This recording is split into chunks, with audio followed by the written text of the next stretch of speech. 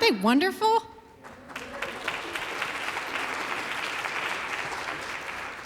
So at this point, the judges are going to be excused to come backstage and deliberate a bit.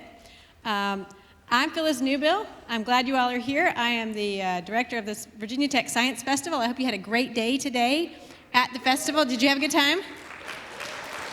Good. Wonderful. So what we have next, I'm super, super excited about this. So while the judges are deliberating, you may not know this, but this year in the Miss Virginia pageant, people did their talent as usual. They did all kinds of talents. There was singing and dancing and playing piano as usual. And then one person got up and said, I'm going to do something different.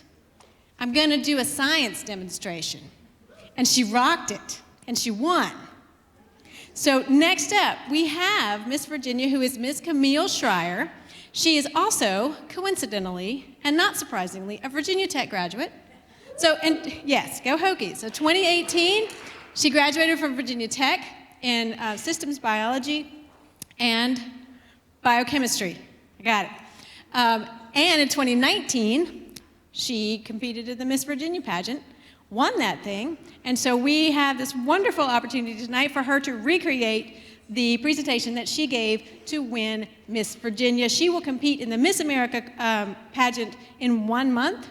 Yes, in 1 month. In 1 month, so we're going to see if she does it again then, but what a great ambassador for science she is. She's been here all day, taking pictures, signing autographs, and talking to kids and adults about how science is bigger than you think. So we really appreciate her. Please help me make welcome Camille Schreier.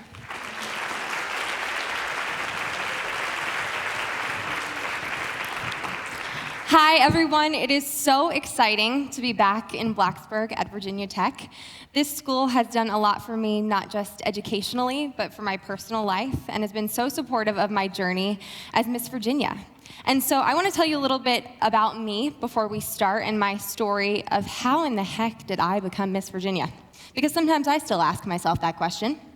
So here's the thing. I always wanted to compete to be Miss Virginia. I had done some competitions like this as a teenager, but I never thought I could compete for Miss America. Has anyone in this room watched Miss America or has seen a Miss America or Miss Virginia competition?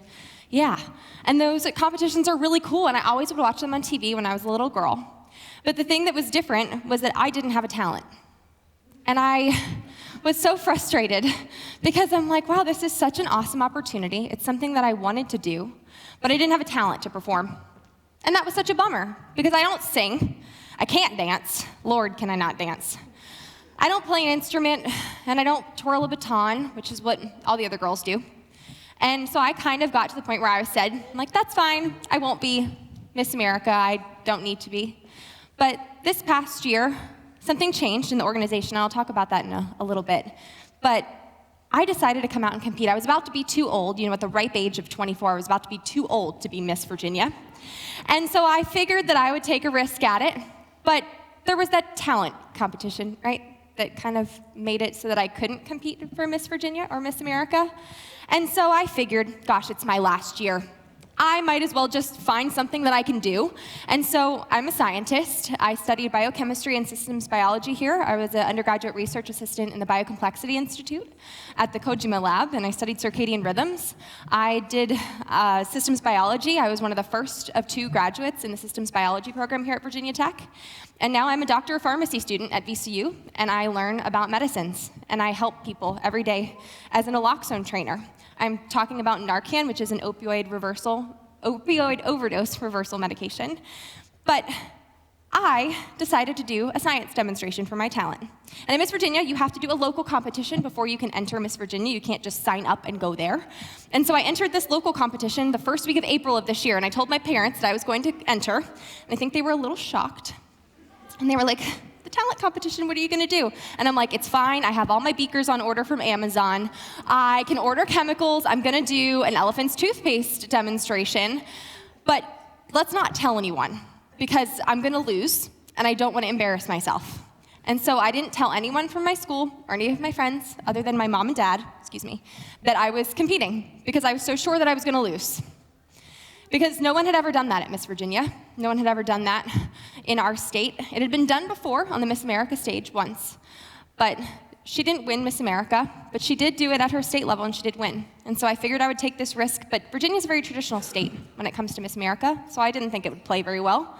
But I won that local competition, and 8 weeks later, I went on to Miss Virginia, and I won the preliminary talent award at Miss Virginia, but I also won Miss Virginia. And so, thank you. Here's my question, and I get this question often.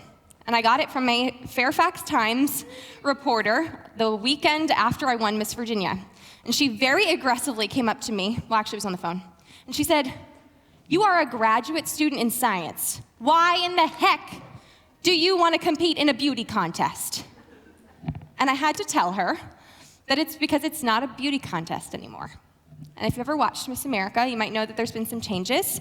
Miss America started as a swimsuit competition in 1921 in Atlantic City, and women from kind of the East Coast tri-state area would go up and compete for this bathing revere in 1921. And this was scandalous because women were only allowed to vote about 3 years before that.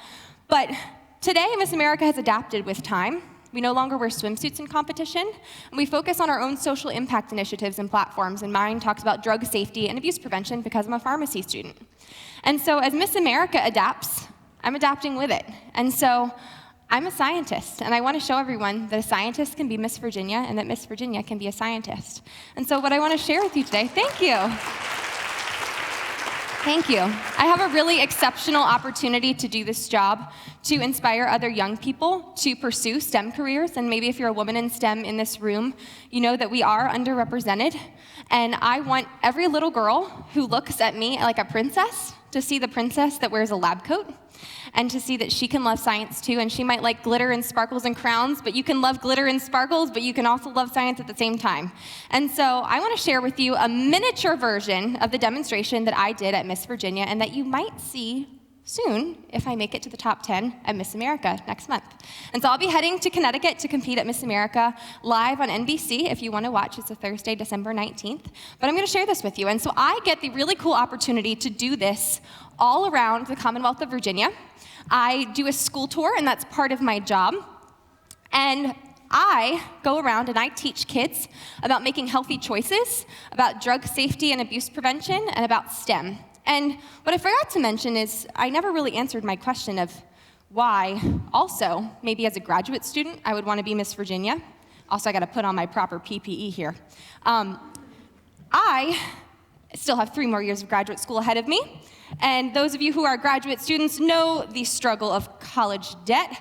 And I got to win an entire year of tuition, $22,000 worth of scholarship money, to go toward my graduate education. So when we think about how Miss America has changed over the years, it started as that swimsuit competition in 1921, but now it's paying for Miss Virginia's graduate school. So just keep that in mind. So what I'm going to show you is what I have the really cool time to be able to do at Miss Virginia, and what I will do at Miss America, and what I do in schools all the time. I bring this to middle, elementary, and high schools, and I teach kids about really basic chemistry concepts. So this is Elephant's toothpaste, and many of you in this room have probably seen this. What's in my graduate cylinders is hydrogen peroxide. It's actually 35% hydrogen peroxide, so it's pretty corrosive.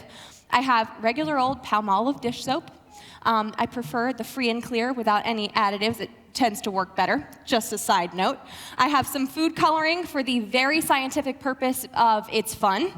And then I have smaller beakers of potassium iodide, supersaturated. Another fun fact about being Miss Virginia and doing science, I'm probably on a watch list by this point because of the quantity of glassware and chemicals that I order to my home. My neighbors are probably concerned because most of my boxes have that hazmat kind of, the 4 boxes with like the flammable, corrosive. My packages look like that at my house. They're probably concerned. I had to, alleviate the worries of some of my next door neighbors. That's why I have supersaturated potassium iodide on here. Get my crystals from potassium iodide on Amazon and mix it up in my kitchen. It is endothermic, I should let you know, because it gets very cold when I mix it. And so what I'm going to do is I'm going to break down the hydrogen peroxide that's in my vessel. Hydrogen peroxide, we probably know. If you've ever seen it, comes in that brown bottle from the pharmacy. Maybe you used it when you had a cut, clean off a wound, but it's always always breaking down, which is why it's in a brown bottle. And so it's protected from light so that it keeps the breakdown from happening quicker. But breaking it down is really fun because it makes a lot of bubbles. Because hydrogen peroxide is H2O2, so it's basically water with an extra oxygen. And I'm not going to get into the stoichiometry of this because this is not a chemistry lecture. This is supposed to be super fun. And we're going to break it down into water, oxygen gas, and heat. And we know that when we create heat, something is called exothermic, And so we're going to see lots of steam happen, which I really like. And all that gas gets trapped in the dish soap inside of my graduates, and we make lots of foam, which is super fun. And so do you guys want to see it? Yeah. You guys want to help count me down? Can we count down from 5? 5, 4, 3, 2, 1.